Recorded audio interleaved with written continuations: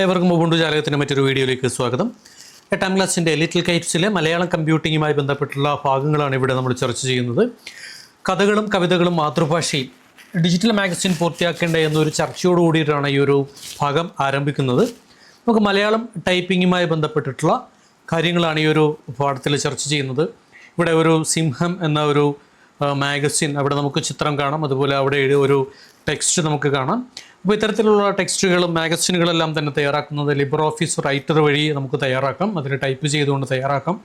ആകർഷകമായിട്ടുള്ള ചിത്രങ്ങളും ബാക്ക്ഗ്രൗണ്ടുകളും നൽകാം. മനോഹരമായിട്ടുള്ള തലക്കെട്ടുകൾ നമുക്ക് നൽകാം.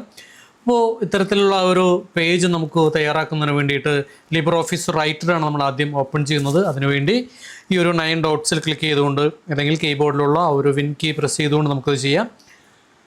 ലിബ്രെ ഓഫീസ് റൈറ്റർ എന്ന് ടൈപ്പ് ചെയ്യുന്നു. ലിബ്രെ ഓഫീസ് റൈറ്റർ ഓപ്പൺ ചെയ്യുകയാണ്. നമുക്കിനി ഇതിലേക്കാണ് മലയാളം ടൈപ്പ് ചെയ്യേണ്ടത്. നമുക്ക് മലയാളം ടൈപ്പ് ചെയ്യുന്നതിന് വേണ്ടി നമുക്കിതിൻ്റെ കീബോർഡ് മാറ്റേണ്ടതുണ്ട്. കീബോർഡ് മാറ്റുന്നതിന് വേണ്ടി റൈറ്റ് സൈഡിലേക്ക് നമ്മൾ വരികയാണ്. റൈറ്റ് സൈഡിൽ ഇവിടെ EN എന്ന് കാണാം. ഈ ENൽ ക്ലിക്ക് ചെയ്ത് കഴിഞ്ഞ് നമുക്കിവിടെ മലയാളം എന്നൊരു ഓപ്ഷനുണ്ട്. നമുക്ക് മലയാളം സെലക്ട് ചെയ്യാം. പക്ഷേ ഇപ്പോൾ ഞാൻ മലയാളം സെലക്ട് ചെയ്തിട്ട് അവിടെ മലയാളം വരുന്നില്ല. ഒരുപക്ഷേ ഇത്തരത്തിലുള്ള പ്രശ്നങ്ങൾ വന്നു കഴിഞ്ഞാൽ എങ്ങനെയാണത് പരിഹരിക്കുക എന്നതും കൂടി നമ്മളൊന്ന് അറിഞ്ഞിരിക്കണം. അതിനുവേണ്ടി റൈറ്റ് സൈഡിൽ കാണുന്ന ഈ ഒരു ബാറ്ററിയുടെ ഐക്കണിൽ ക്ലിക്ക് ചെയ്തുകൊണ്ട് നമുക്ക് സെറ്റിങ്സിലേക്ക് പ്രവേശിക്കാം. സെറ്റിങ്സിലേക്ക് പ്രവേശിക്കുമ്പോൾ നമുക്കിവിടെ സെറ്റിങ്സ് എന്നല്ല കാണുന്നത്, ഇപ്പോൾ ആപ്ലിക്കേഷൻസ് എന്നാണ് കാണുന്നത്. ആപ്ലിക്കേഷൻസ് എന്നാണ് കാണുന്നതെങ്കിൽ അല്ലെങ്കിൽ മറ്റേതെങ്കിലും പേരാണ് കാണുന്നതെങ്കിൽ ഈ ഒരു ആരോയിലൊന്ന് ക്ലിക്ക് ചെയ്യുക. ക്ലിക്ക് ചെയ്ത് കഴിഞ്ഞാൽ നമുക്കിവിടെ സെറ്റിങ്സ് എന്ന് കാണാം.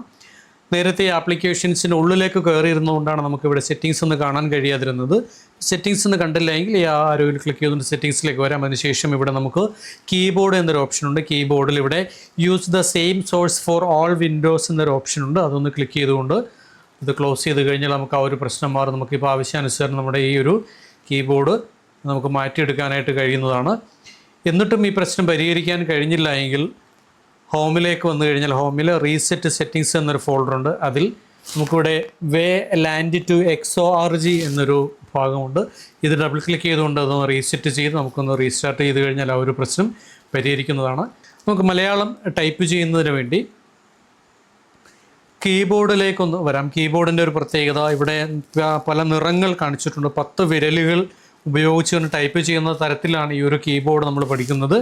ഈ ഒരു ചൂണ്ടുവിരൽ ഉപയോഗിച്ചുകൊണ്ട് ഈ ലെഫ്റ്റ് സൈഡിലുള്ള 2 വരികൾ നമുക്ക് ടൈപ്പ് ചെയ്യാം. അതുപോലെ ഈ റൈറ്റ് സൈഡിലുള്ള ചൂണ്ടുവിരലുകളും 2 വരികൾ ടൈപ്പ് ചെയ്യാം. അതിനു വേണ്ടിയിട്ടാണ് കീബോർഡുകളെല്ലാം ഒരു ചരിഞ്ഞ രൂപത്തിലേക്ക് ക്രമീകരിച്ചിരിക്കുന്നത്. നമുക്ക് ഈ കീബോർഡ് ടൈപ്പ് ചെയ്യുന്നതിന് ഇതിൻ്റെ പ്രത്യേകത, മലയാളം കീകൾ ക്രമീകരിച്ചിരിക്കുന്ന ഒരു പ്രത്യേകതയുണ്ട്. ആ ഒരു പ്രത്യേകത അറിഞ്ഞു കഴിഞ്ഞാൽ വളരെ എളുപ്പത്തിൽ നമുക്ക് ഈ മലയാളം ടൈപ്പിംഗ് പഠിക്കാനായിട്ട് കഴിയും. എന്താണ് ആ ഒരു പ്രത്യേകത നമുക്കൊന്ന് മനസ്സിലാക്കാം. നമ്മൾ അടിസ്ഥാനമായും ആദ്യം പഠിക്കേണ്ടത് 2 കീകളാണ്. പ്രധാനമായിട്ടും ആദ്യം പഠിക്കേണ്ടത് 2 കീകളാണ്. അതിലൊന്നാമത്തെ കീയാണ് ഡി. ഡി എന്നത് ചന്ദ്രക്കലയാണ്. ഷിഫ്റ്റ് പ്രസ് ചെയ്തിട്ടാണ് ഡി നിൽക്കുന്നതെങ്കിൽ ആ എന്ന അക്ഷരമാണ്. ഇതാണ് നമ്മൾ ആദ്യമായിട്ട് പഠിക്കേണ്ടത്. കാരണം ഈ ഒരു ഡിക്ക് ചുറ്റുമായിട്ടാണ് സ്വരാക്ഷരങ്ങൾ ക്രമീകരിച്ചിരിക്കുന്നത്. ഡിക്ക് മുകളിൽ ഇത് ഡി ആയാണ്. ആ ഇ ഈ ഉ ഊ, അതുപോലെ ഇറു ഈ ഭാഗത്താണ്, അതുപോലെ എ പിന്നെ ഓ, അങ്ങനെ സ്വരാക്ഷരങ്ങളെല്ലാം തന്നെ ഇതിന് ചുറ്റുമായിട്ടാണ്. ആ ഒരു ധാരണ മനസ്സിലുണ്ടെങ്കിൽ നമുക്ക് സ്വരാക്ഷരങ്ങളെ തപ്പി ദൂരേക്കൊന്നും പോകേണ്ടതില്ല. ഡി എന്ന അക്ഷരത്തിന് ചുറ്റുമായിട്ടാണ് സ്വരാക്ഷരങ്ങൾ ക്രമീകരിച്ചിരിക്കുന്നത്. ഇനി സ്വരാക്ഷരങ്ങൾക്കൊരു പ്രത്യേകതയുണ്ട്. നമ്മൾ മലയാളം എഴുതുമ്പോൾ നമുക്കറിയാം അക്ഷരങ്ങളായിട്ട് വളരെ കുറച്ചാണ് വരുന്നത്. അതിൻ്റെ ചിഹ്നങ്ങളാണ് വരുന്നത്. അതുകൊണ്ട് ഈ ഭാഗങ്ങളിലൊക്കെ നമ്മൾ ക്ലിക്ക് ചെയ്താൽ ചിഹ്നങ്ങളാണ്, ഈ സ്വരങ്ങളുടെ ചിഹ്നങ്ങളാണ് ലഭിക്കുക. അപ്പോൾ ഇത് ക്ലിക്ക് ചെയ്താൽ ചന്ദ്രക്കല, ഇത് ക്ലിക്ക് ചെയ്യുകയാണെങ്കിൽ ആ ദീർഘത്തിൻ്റെ ലഭിക്കുന്നു. ഇത് വള്ളിയാണ്, ഇത് ദീർഘമായിട്ടുള്ള വള്ളി. ഇത് ഊവിൻ്റെ ചിഹ്നമാണ്, ഇത് ഊവായിട്ടുള്ള ദീർഘമായിട്ടുള്ള ചിഹ്നമാണ്. അപ്പോൾ അങ്ങനെ സ്വരാക്ഷരങ്ങളുടെ ചിഹ്നമാണ് ഡയറക്റ്റ് ലഭിക്കുന്നത്. ഇനി ആ അക്ഷരങ്ങൾ തന്നെ ലഭിക്കണമെങ്കിൽ ഷിഫ്റ്റ് കീ പ്രസ് ചെയ്തുകൊണ്ട്, ഷിഫ്റ്റ് കീ പ്രസ് ചെയ്തിട്ട് ഡി ആണെങ്കിൽ ആ, ഷിഫ്റ്റ് പ്രസ് ചെയ്തിട്ട് ഇ നിൽക്കുകയാണെങ്കിൽ അതിൻ്റെ ആ, അതുപോലെ ഷിഫ്റ്റ് പ്രസ് ചെയ്തിട്ട് എഫ് ആണെങ്കിൽ ഇ, ഷിഫ്റ്റ് പ്രസ് ചെയ്തിട്ട് ആർ ആണെങ്കിൽ ഇ. അപ്പോൾ അത്തരത്തിൽ ഈ സ്വരങ്ങളുടെ ചിഹ്നവും സ്വരങ്ങളുടെ അക്ഷരങ്ങൾ പ്രാക്ടീസ് ചെയ്യുക എന്നുള്ളതാണ് ആദ്യത്തെ ഭാഗം. അങ്ങനെ ആ സ്വര അക്ഷരങ്ങളും അതിൻ്റെ ചിഹ്നങ്ങളും പ്രാക്ടീസ് ചെയ്യുക. അതിനുശേഷം നമ്മൾ ഇനി വ്യഞ്ജനാക്ഷരങ്ങളിലേക്ക് വരികയാണ്. വ്യഞ്ജനാക്ഷരങ്ങളിലെ ഇതിൻ്റെ ലീഡിങ് കീ എന്നുള്ള കെ എന്ന അക്ഷരമാണ്. നമ്മളുടെ സ്വരങ്ങളുടെ ലീഡിങ് കീ ഡി എന്ന് പഠിച്ചു. അതുപോലെ വ്യഞ്ജനാക്ഷരങ്ങളുടെ ലീഡിങ് കീ ആയിട്ട് നമ്മൾ പഠിക്കേണ്ട കെ ആണ്. കാരണം കെ പ്രസ് ചെയ്താൽ ക എന്ന അക്ഷരമാണ് ലഭിക്കുക. ഈ സ്വരാക്ഷരങ്ങളിൽ നിന്ന് വ്യത്യസ്തമായ വ്യഞ്ജനാക്ഷരങ്ങൾ ധാരാളമായി നമ്മൾ ഉപയോഗിക്കുന്നുണ്ട്. അതുകൊണ്ട് ഷിഫ്റ്റ് ഇല്ലാതെ പ്രസ് ചെയ്താൽ നേരെ നമുക്ക് ഈ വ്യഞ്ജനാക്ഷരങ്ങൾ തന്നെ ലഭിക്കുന്നു. ഇനി വ്യഞ്ജനാക്ഷരങ്ങൾ ധാരാളമുണ്ട് അല്ലേ? ഈ വ്യഞ്ജനാക്ഷരങ്ങൾ ഈ ഒരു 4 ഭാഗങ്ങളിലായിട്ട് ഈ 1, 2, 3, 4, 8 ഈ ഒരു 8 അക്ഷര കീകളിലൂടെ നമ്മൾ 16 അക്ഷരങ്ങൾ നമുക്ക് വളരെ എളുപ്പത്തിൽ പഠിക്കാം. അതിൻ്റെ ലീഡിങ് കീ എന്നുള്ളത് കെ ആണ്. അപ്പോൾ എന്താണ് ബാക്കി 16 അക്ഷരങ്ങൾ നമുക്ക് എങ്ങനെ പഠിക്കാം എന്നുള്ളത് നോക്കാം. അതിന് അടുത്തതായി നമ്മൾ പഠിച്ചു വെക്കേണ്ടത് ഒരു ചെറിയ 1-2 അക്ഷരങ്ങളാണ്. ക, ത, ച, ഡ. ഒരിക്കൽ കൂടി പറയാം. ക, ത, ച, ഡ. അപ്പോൾ ഇതൊന്ന് പഠിച്ചു കഴിഞ്ഞാൽ ക, ത, ച, ഡ എന്നീ അക്ഷരങ്ങൾ പഠിച്ചു കഴിഞ്ഞാൽ നമുക്ക് 16 അക്ഷരങ്ങൾ പഠിക്കാനായിട്ട് കഴിയുന്നു. ശ്രദ്ധിക്കുക, ക, ത, ച, ഡ ഈ 4 അക്ഷരങ്ങൾ കൊണ്ട് നമ്മൾ 16 അക്ഷരങ്ങൾ പഠിക്കുകയാണ്. അതെങ്ങനെയാണ് നമുക്ക് നോക്കാം. കെയിൽ കായാണ്. ഷിഫ്റ്റ് പ്രസ് ചെയ്തിട്ടാണെങ്കിൽ അടുത്ത ക ലഭിക്കുന്നു. അതുപോലെ മുകളിൽ കാണുന്ന ഐ, അത് അടുത്ത 2 ക ലഭിക്കുന്നതിന് വേണ്ടി ഉപയോഗിക്കുന്നു. അപ്പോൾ ഈ ഒരു ഭാഗത്തു നിന്ന് തന്നെ നമുക്ക് 4 അക്ഷരങ്ങൾ പഠിക്കുന്നു. ഇനി ക, ത എന്നാണ് നമ്മൾ പഠിച്ചത്. ഇപ്പോൾ ത ഷിഫ്റ്റ് ആണെങ്കിൽ അടുത്ത ത കിട്ടുന്നു. പിന്നെ ഓ ആണെങ്കിൽ അടുത്ത ത, ഷിഫ്റ്റ് അടിച്ചിട്ട് പ്രസ് ചെയ്യുകയാണെങ്കിൽ അടുത്ത ത ലഭിക്കുന്നു. അടുത്ത ചായാണ്. ഷിഫ്റ്റ് പ്രസ് ചെയ്താൽ അടുത്ത ച ലഭിക്കുന്നു. ഇനി മുകളിലേക്ക് പോകുമ്പോൾ അടുത്ത ച, ഷിഫ്റ്റ് പ്രസ് ചെയ്യുമ്പോൾ അടുത്ത ച കിട്ടുന്നു. ഇനി ഢ, ഷിഫ്റ്റ് പ്രസ് ചെയ്യുമ്പോൾ അടുത്ത ട കിട്ടുന്നു. മുകളിലേക്ക് പോയാൽ അടുത്ത ട, ഷിഫ്റ്റ് പ്രസ് ചെയ്യൽ അടുത്ത ട കിട്ടുന്നു. അങ്ങനെ ഈ ഒരു കഥ ചട എന്ന ഈ ഒരു 4 അക്ഷരം പഠിക്കുന്നതിലൂടെ 16 അക്ഷരങ്ങൾ നമ്മൾ പഠിക്കുകയാണ്. അപ്പോൾ നമ്മൾ ഇതുവരെ പഠിച്ചത് സ്വരാക്ഷരങ്ങൾ ഡിക്ക് ചുറ്റുമാണ്, വ്യഞ്ജനാക്ഷരങ്ങൾ ഈ കെയ്ക്ക് ചുറ്റുമാണ്. അടുത്തതായിട്ട് നമുക്ക് പഠിക്കേണ്ടത് ഈ സ്പേസ് ബാറിന് മുകളിലുള്ള അക്ഷരങ്ങളൊന്ന് പഠിക്കാം. സ്പേസ് ബാറിന് മുകളിൽ സി തൊട്ടാണ് തുടങ്ങുന്നത്. അതിന് സി, മ, ന, വ, ല, സ. അപ്പോൾ മനവലസ എന്ന് പഠിച്ചു കഴിഞ്ഞാൽ സ്പേസ് ബാറിന് മുകളിലുള്ള ആ പ്രത്യേകമായിട്ടുള്ള അക്ഷരങ്ങളാണ് മ, ന, വലസ. ഇനി അതല്ലാതെ വരുന്ന ങ, പ, ബ തുടങ്ങിയ അക്ഷരങ്ങളെല്ലാം ഈ ഒരു ഭാഗത്താണ് ലഭിക്കുന്നത്. ഈ ഒരു ധാരണ മനസ്സിലുണ്ടെങ്കിൽ നമുക്ക് ടൈപ്പിംഗ് വളരെ ഭംഗിയായിട്ട് മുന്നോട്ട് കൊണ്ടുപോകാൻ കഴിയും. ഇനി പറഞ്ഞതെല്ലാം നമുക്ക് ഈ അക്ഷരങ്ങളും ഉപയോഗപ്പെടുത്തിക്കൊണ്ട് ഒന്നുകൂടി നമുക്കൊന്ന് കാണാം. നമ്മൾ നേരത്തെ ആ സ്വരാക്ഷരങ്ങളിൽ പറ്റി പഠിച്ചു. സ്വരാക്ഷരങ്ങൾ ഡയറക്റ്റായിട്ട് ക്ലിക്ക് ചെയ്യുകയാണെന്നുണ്ടെങ്കിൽ ചിഹ്നങ്ങളാണ് ലഭിക്കുക. ഡി, അതുപോലെ ഈ തൊട്ടടുത്തുള്ള അക്ഷരങ്ങളാണ് എഫ്, ആർ, അതുപോലെ ഈ ചിഹ്നത്തിലാണ് ഓ ഉള്ളത്. ഇനി മുകളിൽ കാണുന്നതെല്ലാം ഈ ചിഹ്നങ്ങളിലെല്ലാം തന്നെ ഈ കീകളിലൊക്കെ തന്നെ ഷിഫ്റ്റ് പ്രസ് ചെയ്തിട്ട് വരികയാണെങ്കിൽ അതിൻ്റെ സ്വരാക്ഷരങ്ങൾ കൃത്യമായിട്ട് കാണുന്നു. വ്യഞ്ജനാക്ഷരങ്ങൾ നമ്മൾ കണ്ടു. ക, ഇക്ക, ഗ ഇതെല്ലാം തൊട്ടടുത്ത് തന്നെ നിൽക്കുന്നതാണ്. പിന്നെ നമ്മൾ പഠിച്ചത് തായായിരുന്നു. ഇനി നമുക്ക് പഠിക്കേണ്ടത് ചില്ലക്ഷരങ്ങളാണ്. ചില്ലക്ഷരങ്ങൾ ഷിഫ്റ്റ് കീ ഉപയോഗപ്പെടുത്തിക്കൊണ്ടാണ് എല്ലാ ചില്ലക്ഷരങ്ങളും ടൈപ്പ് ചെയ്യുന്നത്. ഷിഫ്റ്റ് കീ പ്രസ് ചെയ്തുകൊണ്ട് ഈ ഒരു ചിഹ്നത്തിൽ നമ്മൾ എൻ്റർ കീയുടെ അടുത്ത് കാണുന്ന, എൻ്റർ കീയുടെ മുകളിലായി കാണുന്ന ആ ഒരു കീ ആണ് ഇറിന് വരുന്നത്. ഷിഫ്റ്റ് പ്രസ് ചെയ്തുകൊണ്ട് വേണം.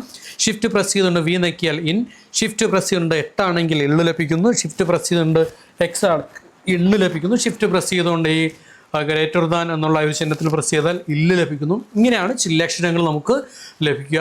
അടുത്തതായിട്ട് നമുക്കിനി പഠിക്കേണ്ടത് സ്വരങ്ങൾ മറ്റു വ്യഞ്ജനമായിട്ട് ചേർത്തെഴുതുന്നത് എങ്ങനെയാണെന്ന് നോക്കാം.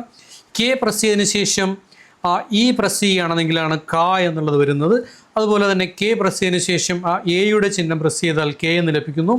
അതുപോലെ കീ എന്നുള്ള ചിഹ്നം ലഭിക്കുന്നതിന് കെ പ്രസ് ചെയ്തതിന് ശേഷം 6 പ്രസ് ചെയ്യുകയാണെങ്കിൽ കീ എന്നുള്ളത് ലഭിക്കുന്നു.